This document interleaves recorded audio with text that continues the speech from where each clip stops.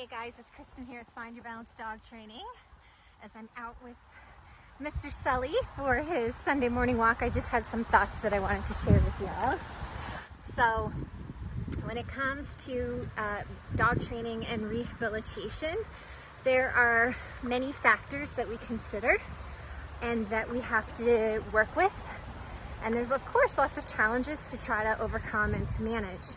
So, something that I always try to thoroughly explain to everybody who comes for training is that we are going to rehabilitate your dog's behavior, mindset, but we are in no way going to change who they are as an individual, nor is it possible to change who they are.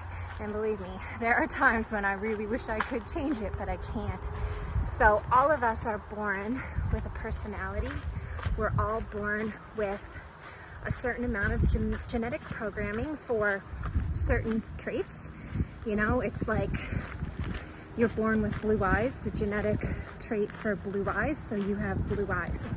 I find that that is also true for certain elements of a dog's personality. So if we take anxiety, for instance, anxiety in the majority of anxious dogs kind of comes down to two factors: a genetic predisposition for it, meaning that it's very easy for a certain dog to be anxious if the environmental conditions are created for that. So there's definitely the genetic side of things. And then there's also the environmental factors. And by environmental factors, what I mean is structure, training, routine, all the influences that we have control of with how we treat, interact, and lead our dogs, or don't, and everything around them. So when we have dogs who are genetically predisposed to anxiety, we're never going to turn them into laid-back golden retrievers, ever. No matter how much training we do, they're always going to be fundamentally an anxious personality. But by applying training, structure, consistent routine, consistent daily exercise, we can certainly get that anxiety really, really well in hand, to the point where it appears to be non-existent until your environmental factors start to slip. So if your exercise, your structure, your consistent routine, your training starts to slip, then you create the conditions for this genetically programmed and anxious personality to come back out of remission and to start to flourish.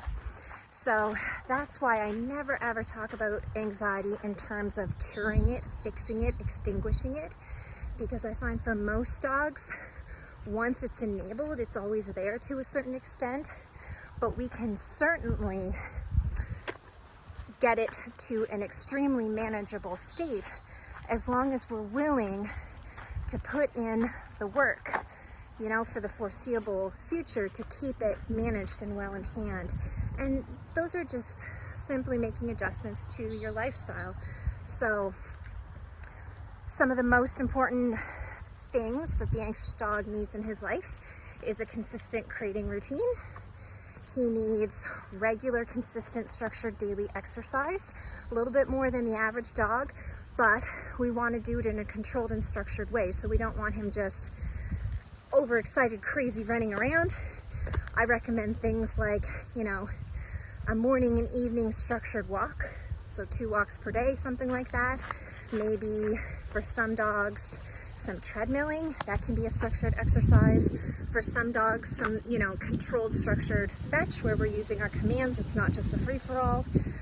A way that we can get the dog's body moving, but also have his mind working on impulse control, calmness, tuning into the handler, listening to, following commands. So we're working both the brain and the body. Routine is also super important for anxious dogs.